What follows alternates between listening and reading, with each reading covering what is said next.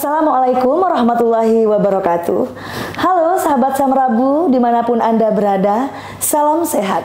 Jumpa lagi bersama saya Mega Wulandari dalam program tayangan kesayangan kita bersama, sebuah program inovatif dari RSUD Samrabu Bangkalan, program Health Tissue atau mungkin lebih familiar dengan sebutan Hai Samrabu.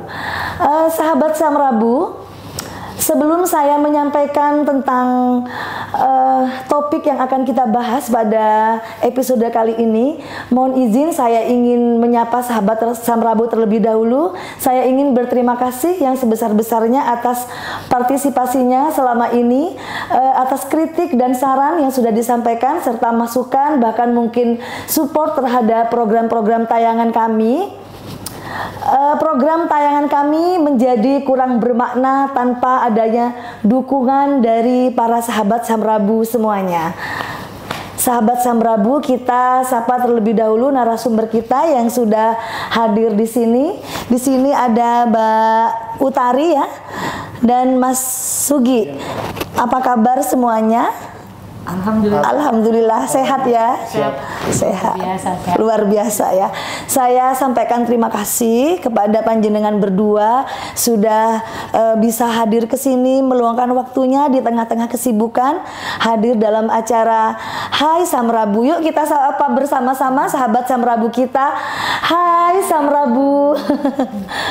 Sahabat, untuk topik pada kali ini kita akan membahas tentang security di RSUD Samrabu Bangkalan, di mana security kami siap memberikan rasa aman, siap memberikan informasi dan edukasi bagi pasien dan keluarga.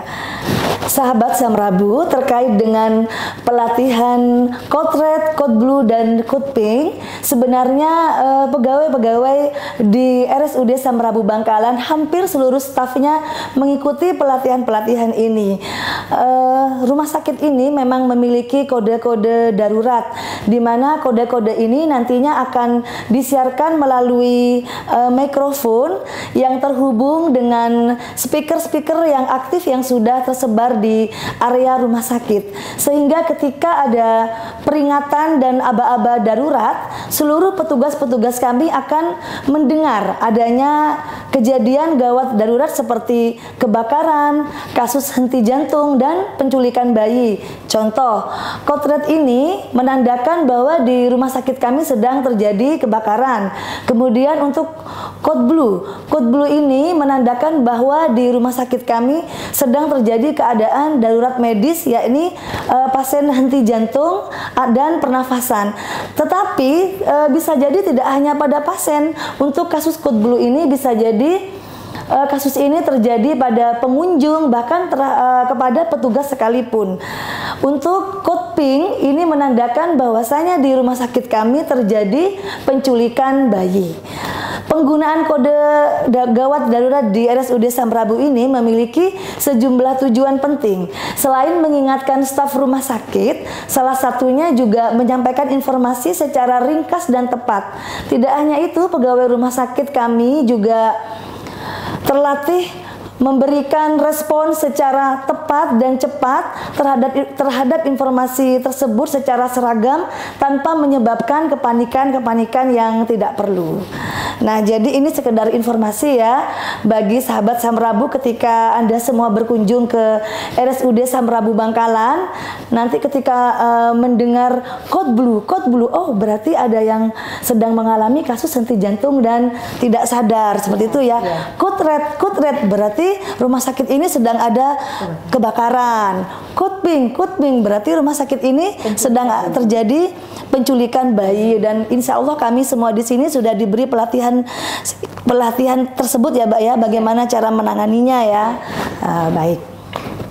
Persyaratan menjadi security, apa saja Mbak tadi persyaratannya? Untuk menjadi satpam ya. Satpam di rumah sakit RSUD Samrabu Bangkalan.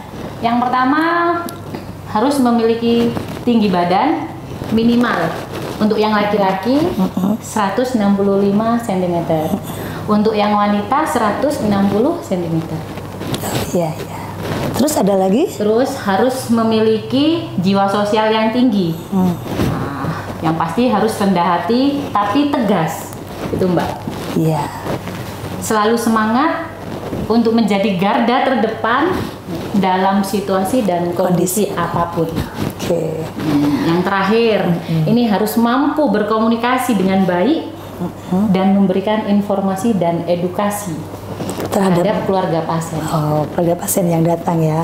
Bahkan terhadap masyarakat yang sekedar ingin berkunjung juga mungkin Mbak Tari ya. Harus ya. Oke. Saya mau bertanya sama Pak Sugi. Pak Sugi ini sebagai danton ya di RSUD Samrabu Bangkalan ya. Pak Sugi, saya mau bertanya, budaya satpam di RSUD Samrabu Bangkalan ini apa aja, Pak Sugi?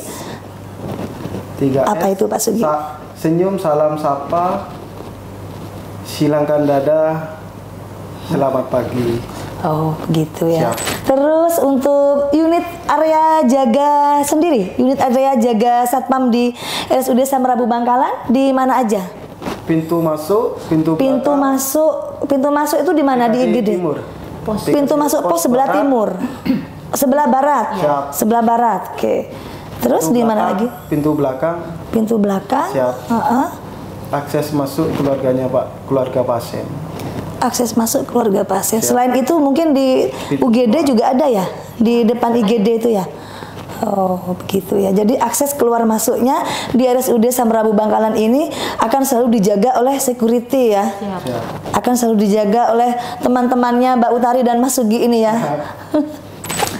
Mbak Utari dan Mas Sugi, yang saya ketahui bahwasanya seorang satpam ini berkewajiban untuk melakukan pengamanan dan pelayanan dengan semangat humanis dan humoris. Humanis dan humoris itu yang seperti apa, Mbak, kira-kira, Mas? Menurut saya, seorang satpam bukan hanya memberikan jaminan keamanan dan ketertiban, tetapi juga memberi pelayanan dan kenyamanan dengan sepenuh hati. Begitu, Mbak.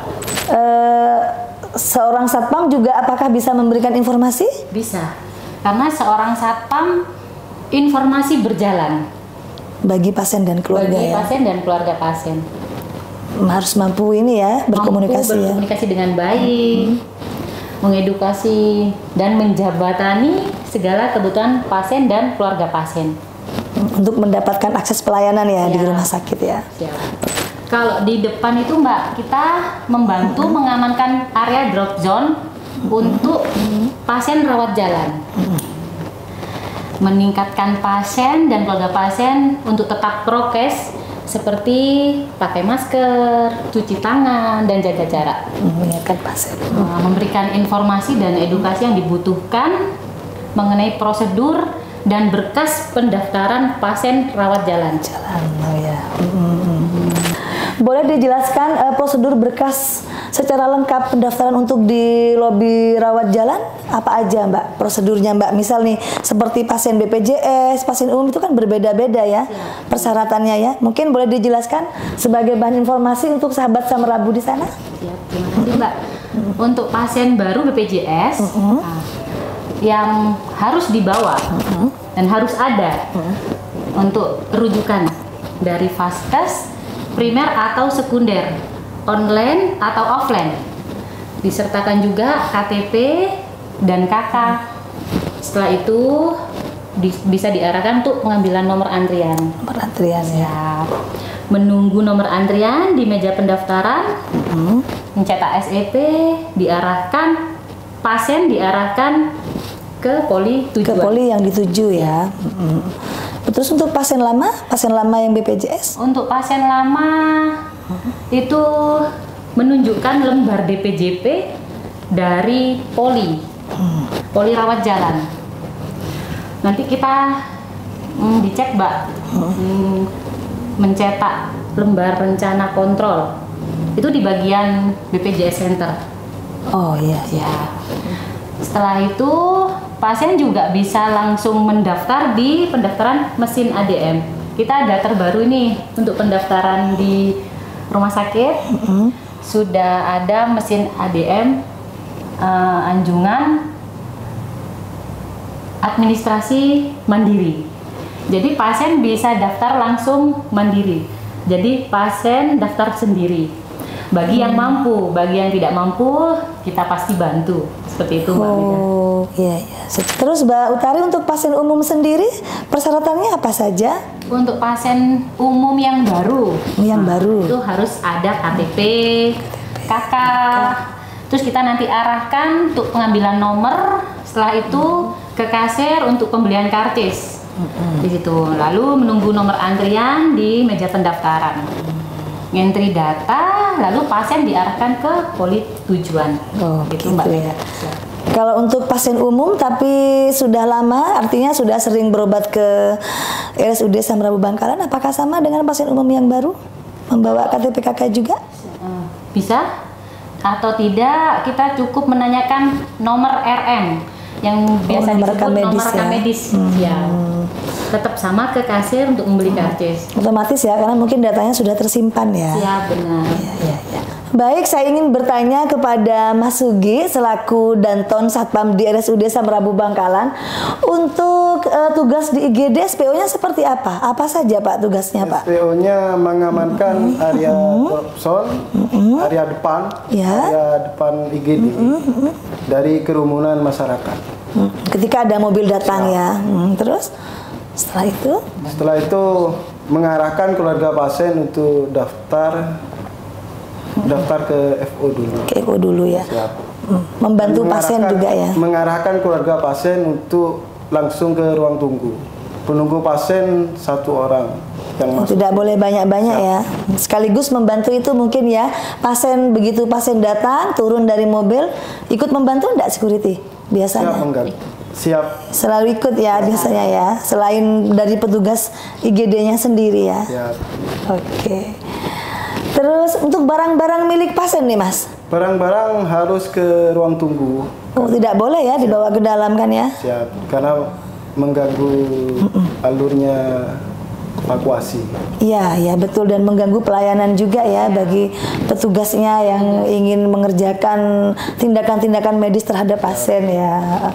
Mbak Mas Security, terkait dengan pengambilan gambar, kadang-kadang ini keluarga pasien kan sering sekedar untuk mengambil gambar video keluarganya, mengambil gambar yang ada di dalam IGD, ini boleh enggak sebenarnya Mbak Mas?